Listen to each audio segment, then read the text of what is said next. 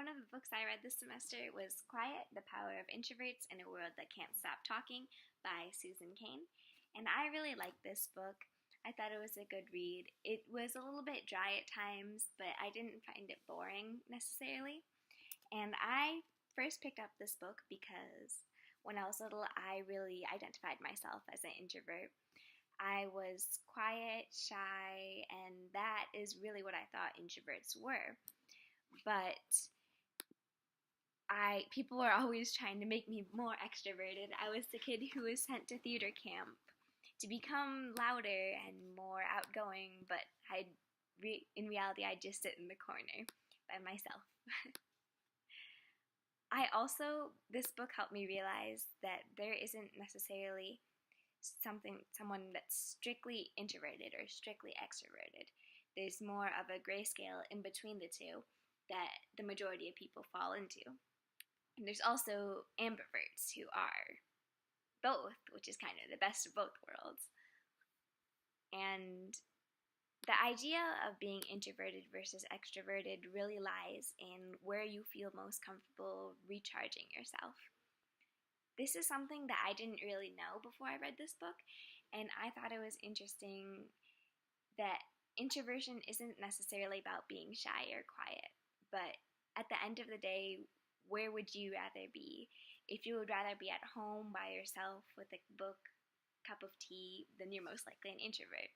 But if you are fine hanging out with friends, family, and just being out with others, then you might be an extrovert. But again, there is the scale in between, and I found that after reading this book, it helped me accept more of my extroverted qualities as well and be able to appreciate them as part of my personality. Some of the big ideas in this book, well, one of them is the idea of the extroverted ideal that is very prevalent in Western culture and especially in America. This is the idea that extroverts are looked upon more favorably in our society, and they will be given better jobs, they will speak out more, and it's just a positive characteristic to be extroverted.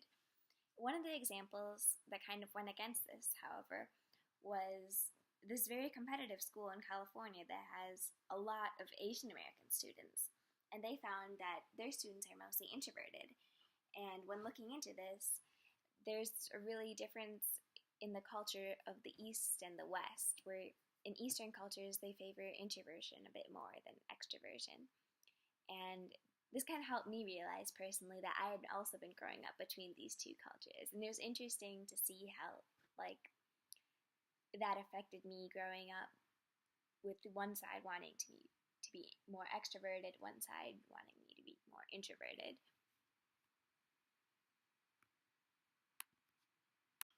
This book also has a lot of research done and put into this book, and a few studies that I found really interesting. One of them was a study that dopamine pathways in extroverts are more active than in introverts. And this was done at Cornell, and they found that extroverts who won at gambling games had more activity in the reward centers of their brains than introverts did. Another study was done by Jerome Kagan, and he found that extroverted babies were less likely to react to stimuli than introverted babies. And this was measured with their personalities at a later age through various tests and experiments. And they also found that their amygdalas were more sensitive to photos of strangers if they were high reactive or introverted, or would be introverted. These are the children who respond a lot to stimuli.